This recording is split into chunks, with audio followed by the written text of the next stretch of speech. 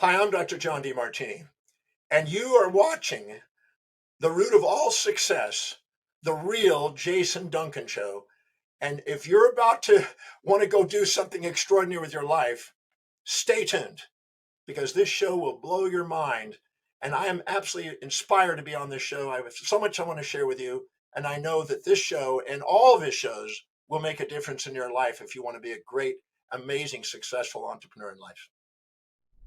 Welcome to the root of all success with the real Jason Duncan, a podcast that explores how the world's most powerful entrepreneurs unlocked success and how their stories can help you do the same. A successful educator turned entrepreneur, Jason has built multi-million-dollar businesses that have been featured in Inc. magazine and Entrepreneur magazine. His life's mission now is helping entrepreneurs live what he calls #the exit lifestyle. Introducing TEDx speaker, mastermind leader, author, entrepreneur, cigar aficionado, motorcycle enthusiast, and host of The Root of All Success, the real Jason Duncan. The real Jason Duncan. Welcome to another edition of The Root of All Success. I am the real Jason Duncan. You can call me JD. I've got a fantastic guest. Dr. John Demartini is my guest today. I feel honored that I've got somebody of his stature on the show. He is a world-renowned teacher of neurology, mindset. He's got a 7 proven personal development tool that he teaches. He travels the world. He lives on a ship. We're going to talk about that. This guy was one of the stars of the movie The Secret and the book that came out in the mid-2000s, 2006, 2007. And I've got other people who've been on my show that have told me about him. And so I reached out to him and his team and I said, hey, I would love to come on the show and talk about manifesting success. What does it mean to affirm that?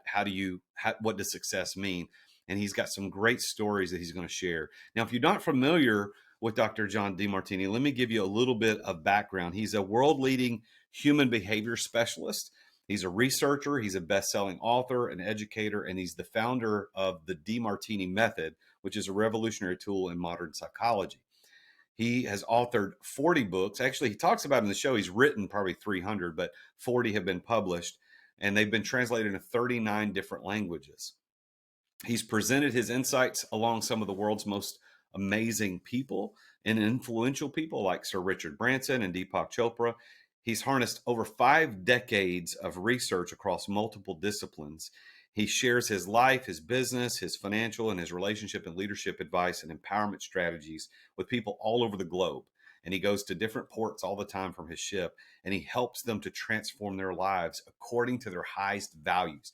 And that really is where we're going to get to at the end of the show today. We're going to be talking about what the practical tips are for someone who wants to manifest success or fulfillment in their lives and how it has to be congruent. So please welcome to the root of all success, Dr. John Demartini. Dr. Demartini, welcome to the root of all success. It's an honor to have you here today. Well, thank you. It's an honor to be here. Thank you for the invitation. Yeah, well, so I want to tell you, I told you pre-show that I was going to share this at the very beginning of our talk today, is that I am a deep student of Napoleon Hill, a fan of The Secret, but the truth is when The Secret originally came out, I had a block against the whole idea of the law of attraction, a whole block against that movie. I thought it was woo-woo and I wasn't interested. I thought it kind of went against, frankly, I thought it was against my faith, but as it turns out, it's not. But I had this block. So in 2006, I didn't watch it. I only recently watched it because I'm studying a lot of Napoleon Hill, a lot of Florence Scovel Shinn, reading a lot of deep stuff. And so I went to an Airbnb in Pensacola, Florida for an event I was speaking at. And they had a copy of The Secret at that Airbnb. And it's like, well, I have to read it now. So I read the whole book. Then I watched the movie and I made a decision. It's like, I want to reach out to everybody who was on that movie and invite them on the show to talk about success from their perspective. And as it turns out, I've got a lady, I was on a podcast of Dr. Amanda Barrientos, who mentioned your name very favorably as an influence in her life. And so it all kind of came together. And now that you're sitting here on this show with me is an honor. So again, thank you for doing this. I appreciate you. So tell everybody where you are right now, because I think that was an interesting thing where you told me where you're shooting, where we're shooting this from. You're not here with me. You're actually on a boat somewhere. So tell everybody where you're at. I, I live on a ship. I've been living here 21 years, and we're sailing in the Mediterranean. And I left Alexandria, and I'm on my way to Limassol. So I'll be in Limassol early in the morning. Wow. What's it like living on a ship? I mean, you've been doing it for a long time, so now it's normal to you. But do you remember those first days getting used to that? What was that like? Extraordinary. I haven't been able to find a better address than the where I'm at. So this is the best address I've been able to find. I've had homes around the world, but this has been the best address I've been able to find. It just goes around the world from the Antarctic to the Arctic, every ocean, every sea, rivers, wherever we want to go, we decide to go. I just said, let's go here. And then we go there. So speaking of address, how do you receive mail? How does that work when you're living on a ship? I haven't received any mail for years, but I have a Houston office that gets mail. Most of that is taken care of there. I haven't even opened up mail. Don't even know about mail. I get emails, but I get emails through the internet, but I've delegated. I learned a long time ago to delegate everything other than what you're inspired by. And so I keep it to teach, research, write, and travel. That's it. Delegate. The rest of it's delegated. That's good. Delegate everything you're not inspired by. I teach a lot about delegation in my coaching practice, so that's a really good note. I'm going to make that. Delegate everything you're not inspired by. Yeah, anything that you require extrinsic motivation to do, delegate. I think that's it. That's an even more succinct way to put it. That requires extrinsic motivation. Well, so let's talk about Dr. John Demartini. Before you were on a ship for 21 years, sailing the world, speaking, changing people's lives through the power of mindset. What were your early days like as you got started in your life as an adult, as a professional, as an entrepreneur? Tell me a little bit about the beginnings. Well, I was a long-haired hippie surfer kid as a teenager, and at 17, I nearly died, and I was unconscious for 3+ days. And a lady found me in a tent where I was living and tried to get some food in me, took me to the health food store. That led me to a yoga class, and the yoga class had a guest speaker named Paul C. Bragg. And Mr. Bragg, one night, 1 hour, one message, somehow got to me and made me believe in his speech that I could overcome my learning challenges. I hadn't learned to read yet. So I was a week before my 18th birthday. I had learning challenges, speech impediment, and I had an arm and leg that was deformed. So I had a bit of a challenge as a young, school kid. That's why I left school. I left school at 13. And but that night, I had a dream and a vision of standing on a balcony in front of 1 million people sharing a message. And what's interesting, I have if I could show a picture of it, I'm going to show you if I can find it here. I've got a picture of that. Somebody painted that vision. I'd like to share that with you.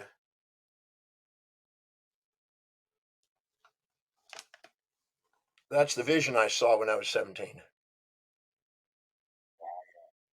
So there's 1 million people in the square below with an iconic building of every major city around the world behind it. Now, the guy painted it on the year that he met me. This is about 12 years ago, but I got the vision when I was 17. So I had a dream at 17 to overcome my reading and learning problems and speech impediment.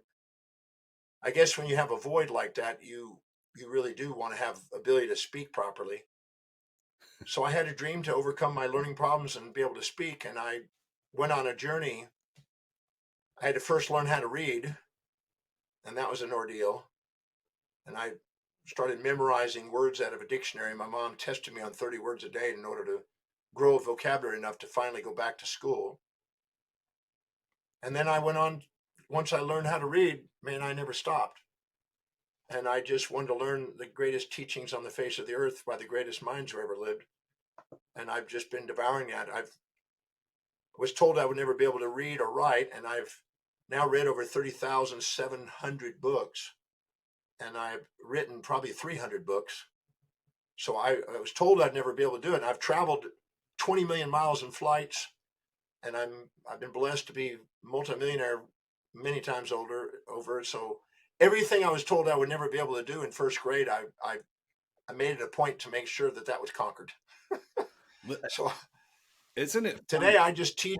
I only teach, research, write, and travel. That's it. Everything else is delegated. I even have a clock changer to take care of the clocks as we go from different time zones. I got cleaners, I got the coach, I got the pilot, I got the captain, I got everybody doing everything. Even my girlfriend says, you haven't delegated your sex to George Clooney yet. You're still a little slow on that one. You could tell her, I don't need extrinsic motivation for that, baby. It does inspire me. Well, that's fascinating. That was intrinsic. Yeah, that is definitely different.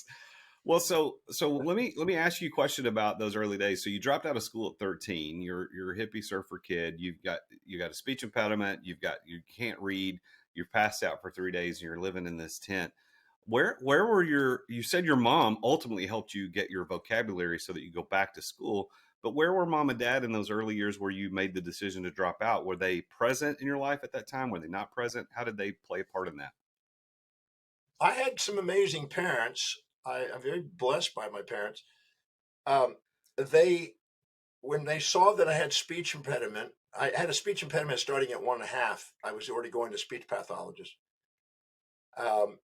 When I got to school, the teacher said, I don't think he's ever going to be able to read or write or communicate effectively. So my dad said, okay, we need to push him into sports where he seems to be excelling. Once I got out of my braces, because I had to wear braces as a child. Once I got out of my braces, all I wanted to do is run and be on the run. And I wanted to play ball or surf. And ball was great until I turned 13. And then we moved to a small town and baseball was no longer functioning. There was no organization. And so I went back to surfing. And my parents knew that I wasn't going to do well in school. They just accepted that academics is not going to be his thing. I mean, Dad taught me how to be a little entrepreneur. When I was 9, I had to pay $7.50 a week to live at home. He charged me because he said, I want you to learn how to be able to survive out there, and you need to be a smart kid. And so he taught me how to go to the neighbors and find odd jobs to do to make sure I could make enough money to pay for clothing, food, and rent. Because he said, if I make it too easy on you, you won't be prepared for the real world out there. I want you to know the real world from a young age. And so he was trying to make me street smart. He knew I wasn't going to make it academically. And also he knew I could do something with sports and just practical things. So by the time I was, 13, I wanted to go surfing, and they didn't say no. They said, no, you got our blessings.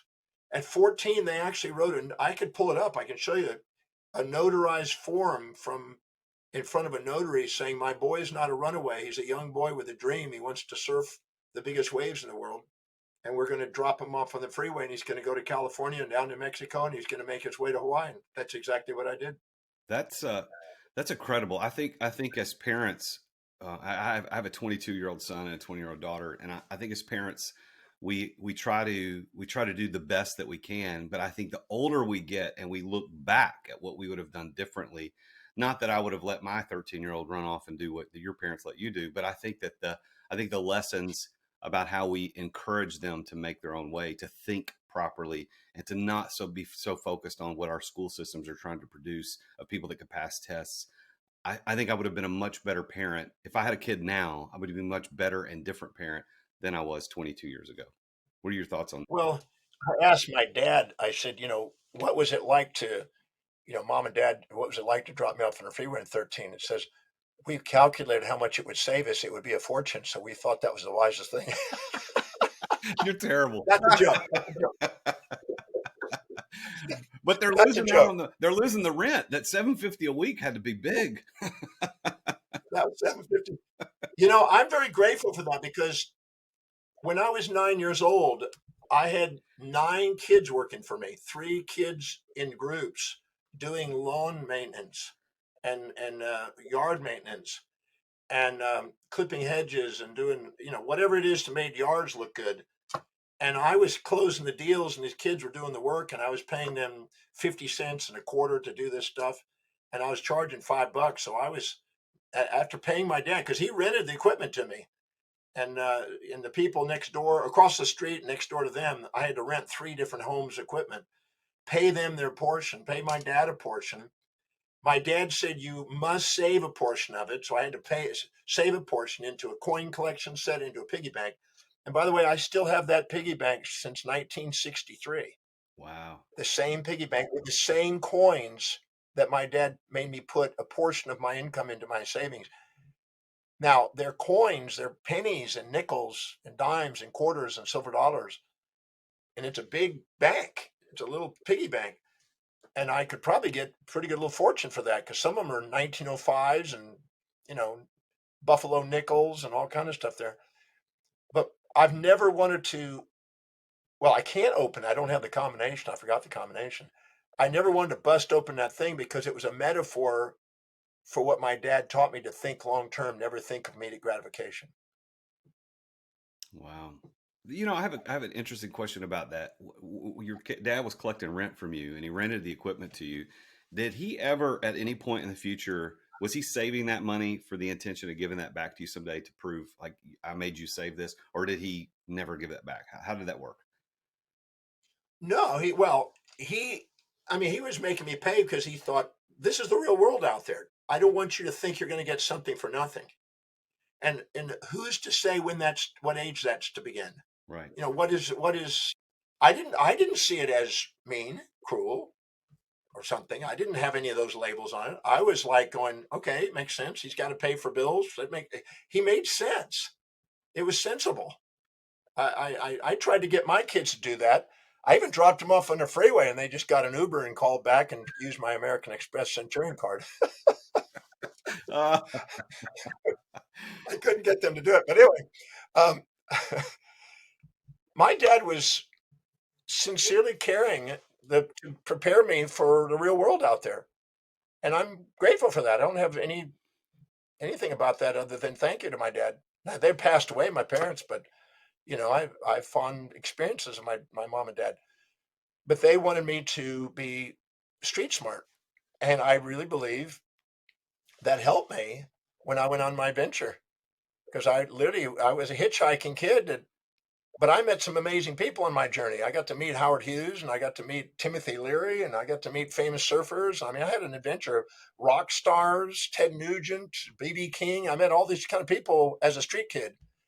And I learned a lot about, BB King and Buddy Miles actually gave me mentoring when I was sleeping on a pallet behind the Golden Bear in California in Huntington Beach.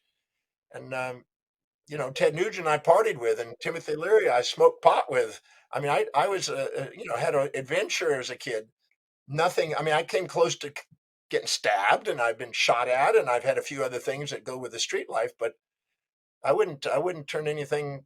I don't have any regrets. I'm grateful for that journey, so, and I'm grateful for my parents. well, I love the story of how your parents formed who you became. So let's fast forward a little bit because ultimately I want to talk a little bit about your personal development tools, how a mindset works, and success. We'll talk about the movie The Secret, but before we get into that, I want to know what that bridge was. You had really great parents, as you've described them, who did unconventional things to make you who you are today.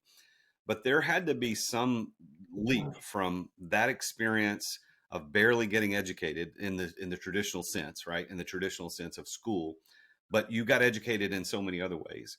But now you're Dr. John Demartini, you're a world traveler, world speaker, you're multimillionaire. You've done, like, what was the bridge that led you from that experience to becoming the person that we know today? Well, meeting Paul Bragg was the first step, and mentoring. I took advantage of listening to him for 3 weeks every morning. I got up at 5:45 and went there. Instead of surfing early, I went to learn from him. And he gave me a lot of practical, cool stuff, particularly around the health area, because I had a health problem at the time. And then I ended up flying back to LA, hitchhiking back to Texas, and taking a GED and miraculously passing that. I mean, miraculously passing this test. I didn't even read. All I did is close my eyes. I'd look at the question. If I understood any of the words at all, I'd try to answer it. If I didn't, I just closed my eyes and I would say the affirmation that Paul Bragg told me, because I told him I had a dream about being a teacher, but I don't know how to read. He said, "That's not a problem, young man. I want you to say to yourself every single day that I'm a genius and I apply my wisdom, and say it every single day and never miss a day in your life. And sooner or later, the cells of your body will tingle it, and so will the world." So I've never missed a day in 50 plus years of saying I'm a genius and I apply my wisdom. I didn't know what that meant initially, but I did what he said. And I later asked my mom, "What exactly is a genius?" She said, "Well, people like Albert Einstein and Da Vinci." And so I made a commitment that I would understand and read everything that's been written about those two men, eventually learning how to read. But I ended up taking a GED and miraculously passing. And I thought, well, I'm going to pass tests that way by miracles. And then I tried to take a college class and I bombed it. I got a 27. And and then I really was distraught. And my mom found me in the living room crying because I thought this dream about being a teacher is just a delusion. It's a fantasy. This is not going to happen. I'll never read. All I could do is hear my first grade teacher whispering in my head, he'll never read, he'll never write, he'll never communicate, never amount of thing, never go very far. But my mom was so impacted by my distraughtness, I guess. And she said something only a mom could say. She said, "Son, whether you become a great teacher and philosopher and travel the world like you dream, whether you go back and ride big waves or whether you go back to the streets, your father and I are going to love you no matter what." When she said that, my hand went into a fist and I looked up and I saw that vision that I showed you. And I said to myself, I'm going to master this thing called reading, studying, and learning. I'm going to master this thing called teaching and philosophy and healing. And I'm going to do whatever it takes. I'm going to travel whatever distance. I'm going to pay whatever price to give my service of love across this planet. And my hand was into a fist, and it was a determination moment where there was no turning back. There's no option. And I got up and I hugged my mom and I said, "I'm going to master this thing, and I'm not going to let any human being on the face of the earth stop me now, not even myself. We're going to work now." I hugged my mom. I went in my room and I got a Funk and Wagnall's dictionary out. And I made a commitment that I was going to memorize 30 words a day until that dictionary was memorized. And I accumulated 20,000 words over the next 2 years. And I went back and I took those classes and I eventually passed them and I eventually excelled. And then I never stopped reading to this day. I have been a reader and reader and reader and reader since. As you tell that story, I can see and sense the emotion and the reality of what that moment meant for you and how it's changed your life. As you think back to Paul Bragg, who helped you, your mom and dad who were very instrumental in helping you, and now you've read so many books. If you had to list the top 2 or 3 books that were also as informative and or not informative but formative for you and impactful, what would those 2 or 3 books be? Because I think people like us that look at you go, okay, whatever he's reading, I want to read because I want to go the same direction. Well, I tell people when people ask me what are the 2 very significant books, I tell people that the 2 most significant books is Syntopicon Volumes 1 and 2 by Mortimer Adler. Syntopicon, Syntopicon, by Mortimer Adler. And it's put out by Britannica, the Encyclopedia Britannica. And what it is, it's part of the Great Ideas series.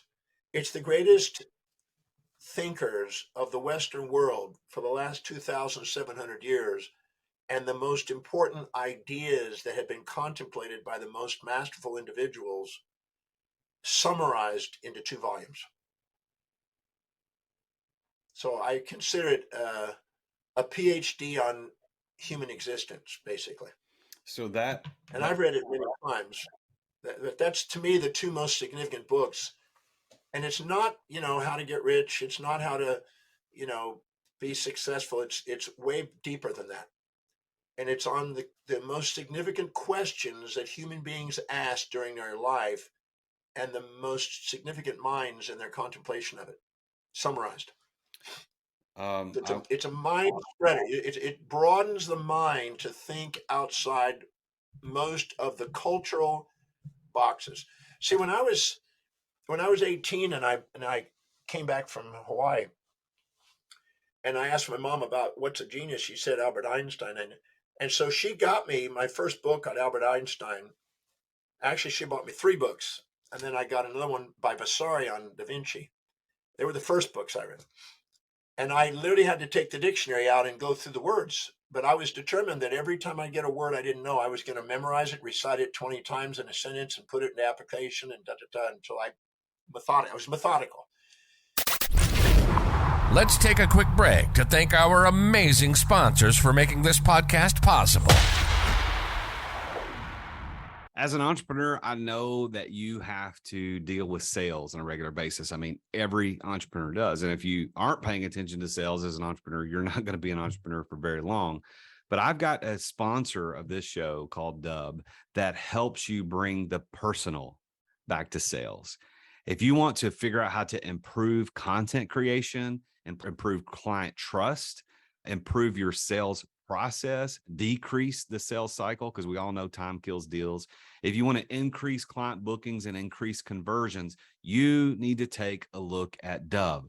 There's a special offer for Dub for listeners to The Root of All Success at therealjasonduncan.com/Dub. And that's DUBB. I've been using this for years. I'm a huge fan, and I'm so honored that they're our primary sponsor of the podcast. But they have helped over 60,000 businesses around the world communicate better, to make sales easier, to make sales more personal. And it's built Dub for growing teams. I mean, you can set up video emails, you can set up custom onboarding, you can do admin reporting. You need around video and sales and automation. Dub is there. You can try Dub now. Your conversions to sales are waiting. All you got to do is go to therealjasonduncan.com/Dub. And there you're going to get 2 weeks for free to try Dub. Plus, you're going to get 50% off your first 2 months of Dub. You can't beat that. So go check it out. Go to therealjasonduncan.com/Dub. I love talking about this sponsor because it's oftentimes a lot of people talk about sponsors on their shows or have sponsors, and they either don't use them or they might have used them once and they're not really in love with it. They just take their money. And certainly there's nothing wrong with that. But this sponsor, one of my sponsors of the podcast is Story, STORYY. 2 Y's. Why? Because they're awesome. If you've ever wondered how these influencers do their Instagram reels and their TikToks and their YouTube shorts to look so amazing, where they've got the zoom cuts and the pop-ups and the on-screen illustrations, whether it's cartoons or actual images or videos that get responses that people go, ooh, I want to talk to that. If you want to know how people do that, that is exactly what Story does. They take your videos and they make you look like an influencer. They make you become an influencer. And they will post it for you. They'll write the captions. They'll add the relevant hashtags. They put it on the platforms that you care about the most. And after that content's posted, they take it even one step further to boost it to your past clients, your leads, or anyone that you want to target. And they even have someone log into your social media profile to engage with other people's posts to drive engagement on your profile. Story truly takes the headache away from doing social media content from start to finish. And they have a mission to help people nurture and cultivate their relationships by sharing your message digitally. And they even have an app that makes it easy to upload your content and track everywhere your video is at. And I've been using them for a long time. And I told them, I said, look, guys, I love what you're doing. I want to recommend you to everybody. You need to be a sponsor of my podcast And so they're a co-sponsor of this podcast, and they're also the exclusive sponsor of my live webinar series, Entrepreneur Master Series, because they're that good. I tell everybody about them. So go to therealjasonduncan.com/story to learn more. And that's therealjasonduncan.com/story, STORYY. Why are there two Y's? Because they're awesome. You'll get 10% off your first 3 months if you go to that link, therealjasonduncan.com/story. Thanks for listening to our sponsors. Now, back to the show. But in there, Albert Einstein said something that was very significant. He said that I'm not a man of my family, I'm not a man of my community, I'm not a man of my city, I'm not a man of my state or my nation. I'm a citizen of the world. And then I referred back to Epictetus, who was a Greek philosopher. And he said, I'm a citizen of the world. And he referred back to Socrates and Plato. They were citizens of the world. And I thought, I want to be a citizen of the world. And so I started saying to myself at 18 that the universe is my playground. The world is my home. Every country's a room in the house. Every city's a platform to share my heart and soul. I live on a ship called the world. It goes to every country around the world.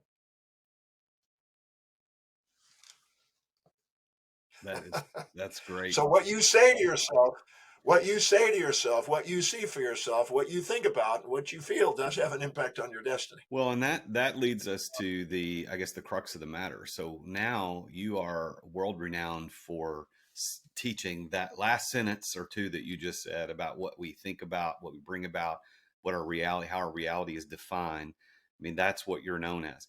And The Secret, the movie The Secret, and the book talks about that, and it specifically focuses on the law of attraction. I would like to know, how did you get involved in that? I mean, it would seem obvious that Rhonda Byrne would say, yeah, Dr. Demartini is a guy that talks about this stuff, let's invite him on. Or was there something more deep than that to get you involved in that movie and that project? No, what happened was I was in Las Vegas speaking to, I don't know, maybe 7,000 or 8,000 doctors, and Jack Canfield was there, and Mark Victor Hansen was there. And I've known Mark since 1983.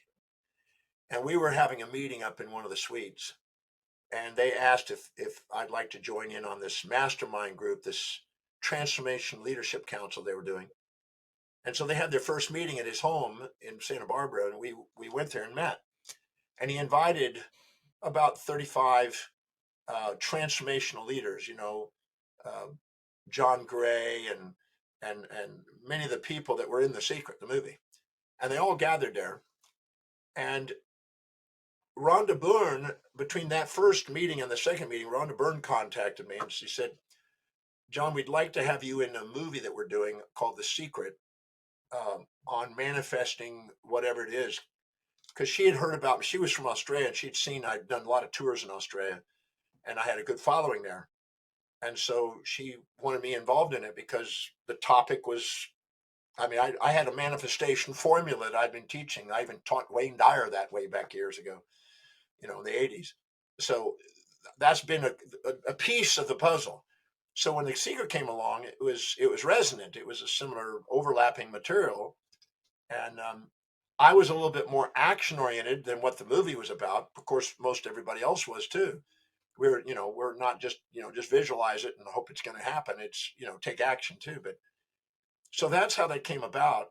And she came to the second meeting we did in Aspen, Colorado, and she was able to then film all 33 people for the movie in one spot that way. So it was a more efficient. She could fly her team into one spot and get them all while they're in a meeting and film them for the next 3 days. Wow. So we got a lot of filming done in one location for that movie. It's a very brilliant maneuver on her part.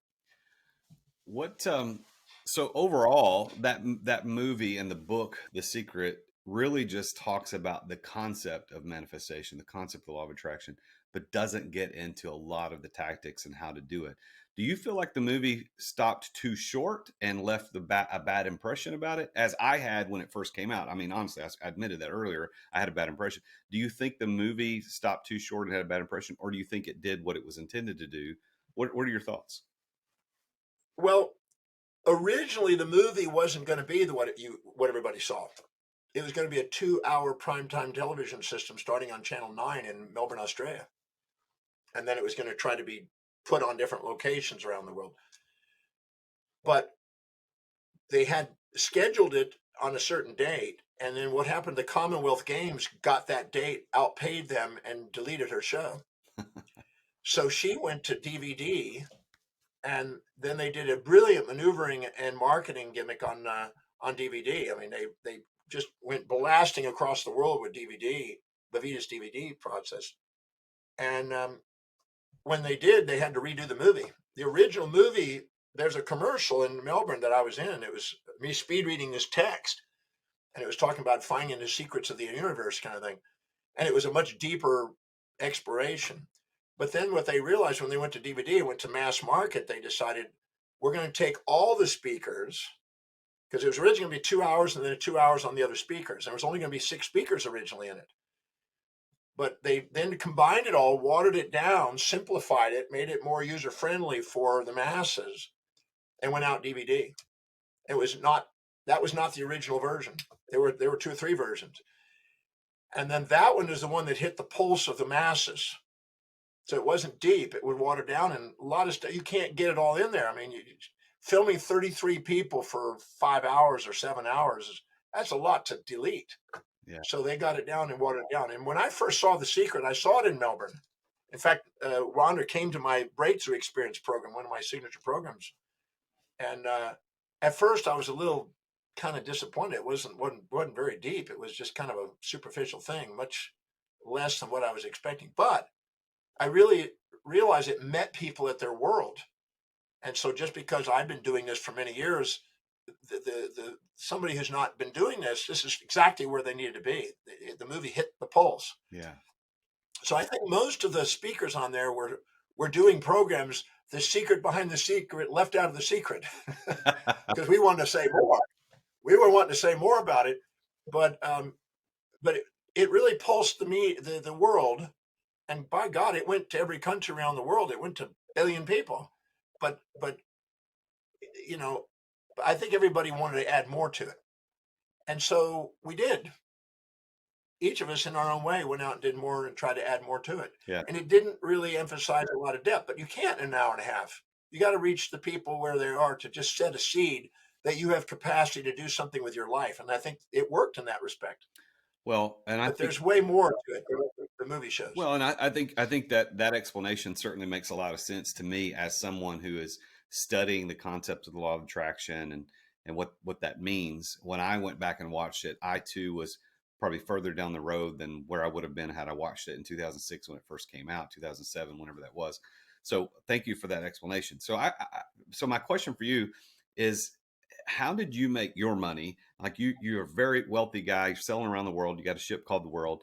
You're changing people's lives all over the world. At every port of call that you go to, you're doing these conferences, you're doing talks, you're helping people. Did you do it simply through that process of taking your message and it just sold and sold and sold, or was there other ways that you did it? What's the secret to Dr. Demartini's ability to build the wealth and continue to live your legacy, to live out that purpose? You know, my first student, I was studying in a library at a junior college where I first started to go to school at 18. And a 375-pound Afro-American woman saw me doing yoga at a break from reading. And she said, "Can you teach me that?" And I looked up at her and I said, "Hey, no way," in my head. And this giant woman, and I was the skinniest kid in the whole school. She was the largest, but she really wanted to learn, and she was a great spirit, and that was my first student. And you have no idea what it was like to have somebody want to learn from you. From me. Can you, it's like, what? You want to learn from me? That was so meaningful to me. And then I was meditating outside, and I had this Persian gentleman watching me while I was eating his lunch, wanting to know how I was doing a meditation and imagining myself in ice, even though it was 100-degree weather outside, to see if I could overcome my sensory perceptions. And he said, "Can you teach me that?" So that was my second student. And then about another week later, 17 kids got out of a class and came in the library and asked if I could tutor them on math because I was learning how to do math. And I had 17 students, and that was the first time somebody whispered to another guy and said, that Demartini is a friggin' genius. And I thought, wow, that little statement is somehow making a difference in my life. And that night I went home and put a 23-page list of internal dialogues that I said to myself. I still have it on my computer to this day. A 23-page list of statements that I wanted to say to myself for the rest of my life. I can go all day long. It's 24 hours of nonstop internal dialogue. Because I thought if one statement can make a difference like that, I wonder what would happen if I filled a complete day and just kept reciting one after another exactly how I wanted my life. So I've got that still on my computer today. I can pull it up, and it's a doozy. And I've tweaked it and refined it as I've learned more about myself. But I started having more students come. By the time I went on to the University of Houston, I started doing yoga under these trees in this park area at the university. And people were curious about this hippie-looking guy that was, doing yoga. That wasn't popular in 73, 74. Not in Houston anyway. And they gather and they start asking questions. So I started having classes under the trees at the University of Houston. If it rained, I went in the cafeteria and they followed me there. And I'd have 100, 150, up to 400 people a day gathered under the trees. So, and what's interesting is right where I was today is the Bauer School of Entrepreneurship, which one of my students founded. So that I got to be honored at that school, and I told the people at the school that this is the spot where I used to teach. They built a building on that spot, which was inspiring. I went on to professional school, and I taught 7 days a week in my apartment. I got up at 2 a.m. and did meditation, and then I speed read, because by then I was speed reading. I was able to just absorb information. I started speed reading. I started reading 4 to 7 books each morning, and then that night I would do a presentation in my apartment on those 5 books, and I did that every night because I learned that the sooner I give out information that I learn, the more I retain it, the longer I retain it. Yeah. And I was learning how to have unconscious memory by photographic reading. And so I was adding more to that and teaching that. And then when I graduated, they asked me to speak at the graduation because I had the top grades and the top clinical honors. And then when I went out into practice, I taught every night. And then I got a TV show and a radio show, and I started doing that in 1982. And then that led to speaking at a conference, and then another conference, and another conference, and then finally international. And I just never stopped. I can't say there's any magic to me other than I have had a relentless pursuit of researching and teaching for the last 50 years. There's nothing more meaningful to me than those two things.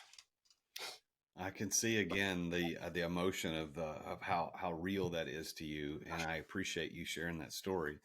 So let's take a turn for the remaining time that we've got together in our show today, and talk about the power of manifestation. To talk about the power of affirmations. I mean, obviously, you saying that thing that Paul Bragg told you, that I'm a genius. What tell everybody the secret to that. What is the power of that? How does that work? And what are some practical ways to apply it? Your brain, most scientists think the brain is geared for survival. A subcortical area of the amygdala is basically trying to avoid predator and seek prey, and it's trying to survive by getting food and not being eaten. And that's true. We have a subcortical area of the brain, that's true, but that's not the whole truth. And I debate with scientists sometimes on this because I've been studying and teaching neurology since I was 23. And that's not the whole story.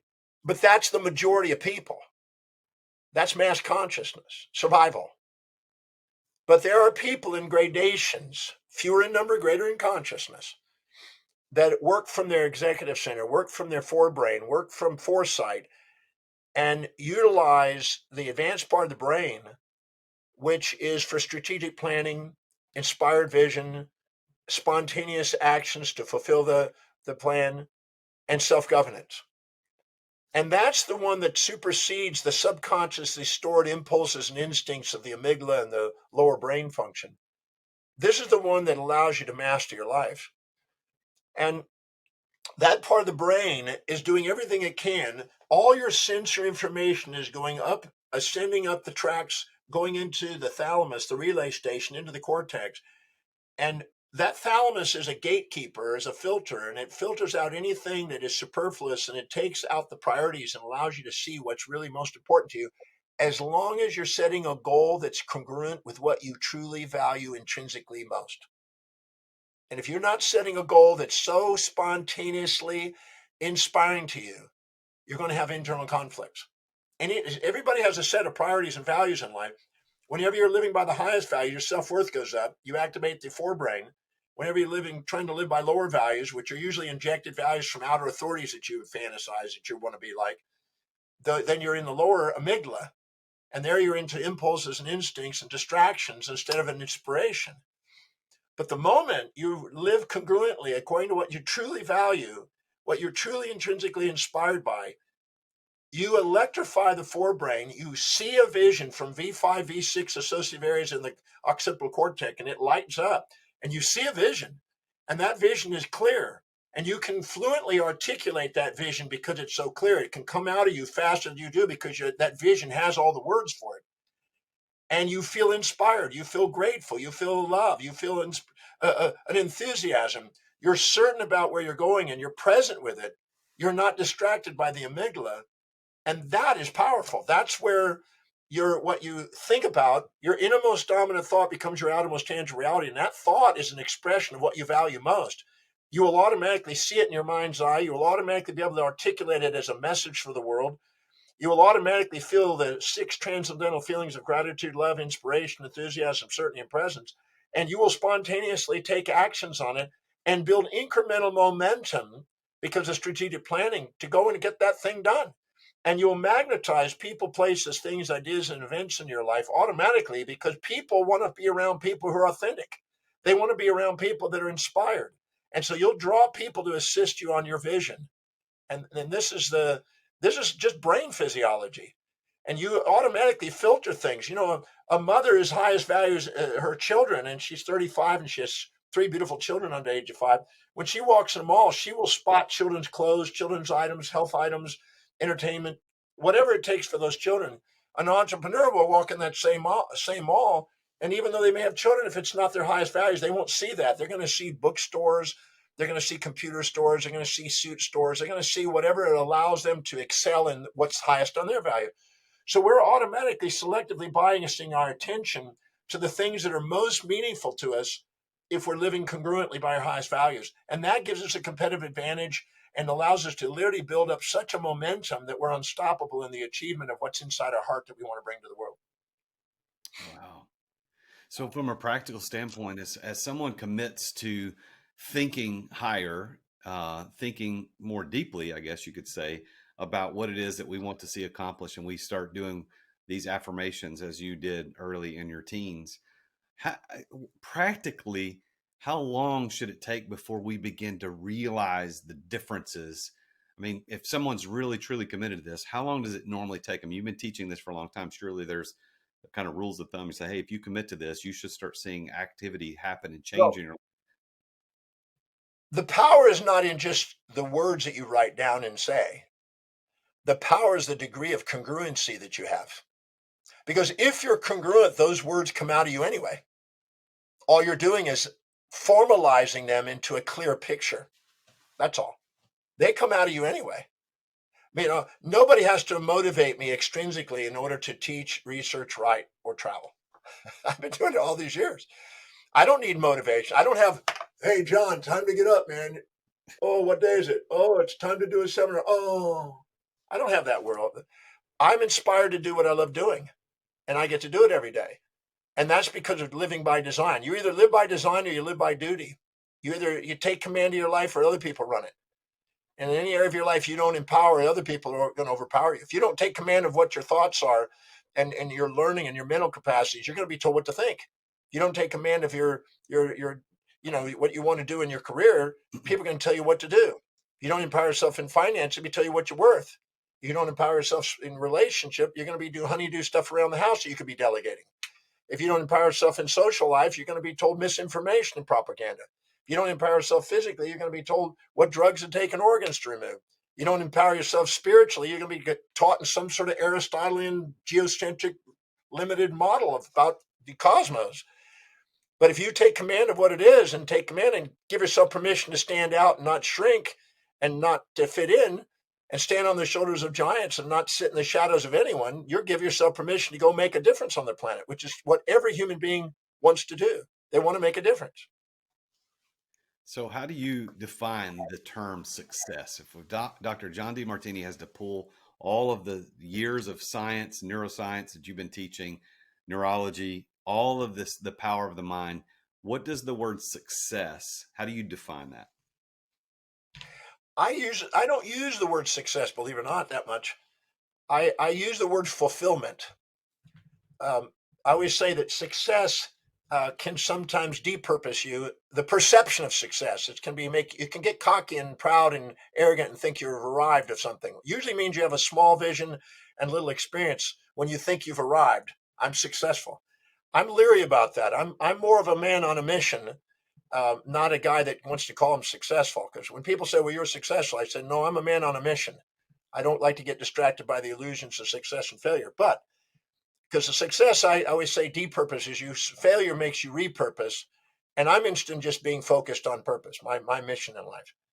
And so I'm constantly grateful for the accomplishments on a daily basis, and I just keep moving forward.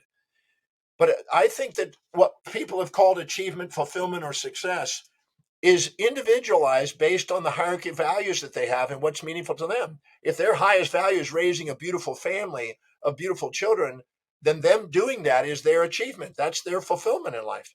Rose Kennedy, I was given a book from the Kennedy family, and in there it had her handwritten mission statement, Rose Kennedy from the Kennedy family. And it said this: I dedicate my life to raising a family of world leaders. That was her mission statement. Okay, she achieved that. So it's not always about business. It's not always about money. It's not always about sports. It's whatever's deeply meaningful to you that you spontaneously can't wait to get up in the morning and do. And it's persisting on that and fulfilling that. To me, achieving that is what some people have called success. But can I share a story, one last story that I think is maybe cool on the word success? Absolutely. I had this doctor a number of years back.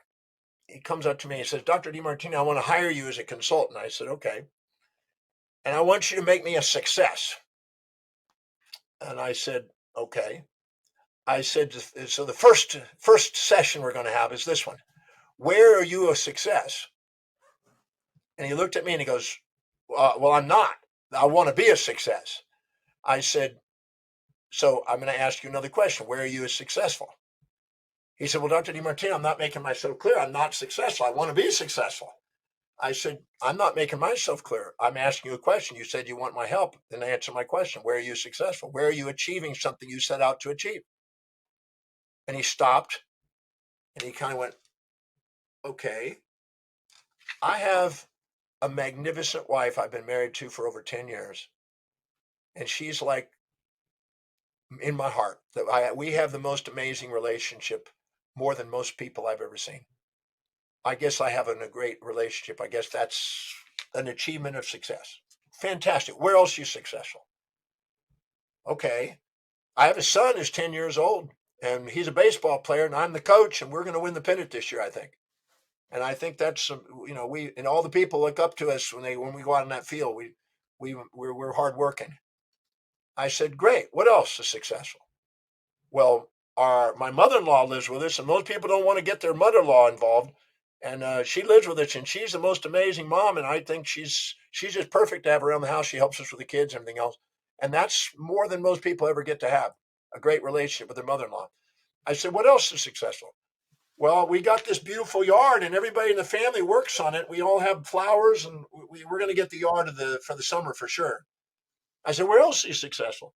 He says, well, I do lay ministry for my church on Wednesdays and Sundays, and that was a dream since I was 20. And by God, I'm getting to do that. And I said, great. Now let me explain something to you. You have achievements that you're doing, but you're thinking you're not successful only because you're comparing yourself to somebody else. Who are you comparing yourself to? He said, I guess that's true. I said, who is it? He said, like, there's a doctor up on top of this hill, because he was a doctor too. Doctor on top, he's got this this 3-car garage, 6,000 square foot home. He's got this big practice, everything else. He's really amazing. He really, done really well in his practice. I said, great. Do you know him really well? Yeah, I know him pretty good. He says, you know his wife and him? Yeah. He says, how's his relationship with his wife? Ooh, that's interesting you asked. I think they've divorced 3 times and remarried. They're like cats and dogs fighting all the time. And I said, okay, great. So what would you describe their relationship? Very volatile and a bit crazy, and sometimes it's embarrassing to be with them in public. And does he have a son? Yep. And how's his relationship with his son? How's his son doing? Well, that's interesting you asked that. He's having problems in school, and he's been doing drugs, and they're having to counsel him, and it's a lot of stress. And what about the mother-in-law? Oh, they moved out of the country to get away from her. He doesn't want to have her even around. If the wife goes anywhere, she has to go visit her. He's not going to visit her. And what about the yard? They do the work in the yard? No, they got people to do that. I don't think they even notice their yard. And what about their church? Is he go to church and do it? No, he's not much into that. He's just focused on his business. I said, let me explain to you something. This guy's not more successful than you, as you like to put it. He has a different set of values. He has a high value on business and finance and a low value on spirituality and family. And so he's manifesting according to the hierarchy of his values where he's achieving, but he has areas that there's low in his values where he's having chaos. You're achieving in the high value on your family and your spirituality, and you don't have as high a value because you won't sacrifice your family for your business, which he's doing. So you have a high value on family, and that's where you have excellence and your spirituality. So you're not less successful. You just have a different form of success, and everybody has a form of their success, fulfillment, or achievement in their hierarchy of values. And if you don't know what those are and you try to set goals that aren't congruent with that, you're going to end up thinking that you're not successful because you're going to be a cat trying to swim like a fish or a fish trying to climb a tree like a cat instead of honoring who you are. And the magnificence of who you are is far greater than the fantasies that you impose because of comparison with other people. He says, I think I got it. He said, but I really could use some extra income and get my practice going. I said, okay. Are you willing to give up some of the attention to put some focus on that area? Because I can change your values and shift that and raise that up on the values. But at the same time, just know that you're going to end up putting energy there now and not over somewhere else. Now, unless we link those areas. So I showed him how to raise the value of business and finance. I showed him how to make that link to his children, his spirituality, and his wife, so he could increase that probability to empower more areas of his life. But he thought he wasn't successful because he was comparing himself to other people. This is a very common thing that people do. The threat of comparison is a cancer to our mind, isn't it? We are threatened by the comparisons that we bring to other people. And I think your story probably better illustrates that than anything I could have said. And I appreciate that. That's a great way to round out our conversation today. Well, Dr. John Demartini, it has been a joy to speak with you.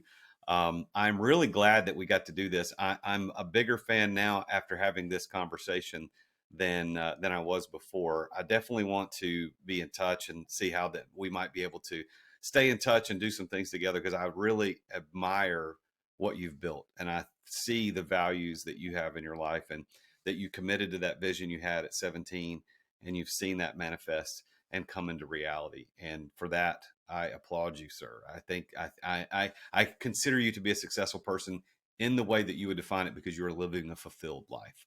So it's been a pleasure having you on the show. I want to tell everybody how to get in touch with you. You can look him up on YouTube at the Dr. Demartini Show, and you can look him up on Instagram, Facebook, or LinkedIn at Dr. John Demartini everywhere. So any of those platforms, Dr. John Demartini. And if you ever watched or read The Secret, you've seen his face and quotes in the book. You've seen him in the movie. And he's a phenomenal guy. So Dr. John Demartini, thank you for being here. I'm going to give you the last word before we sign off with the show today.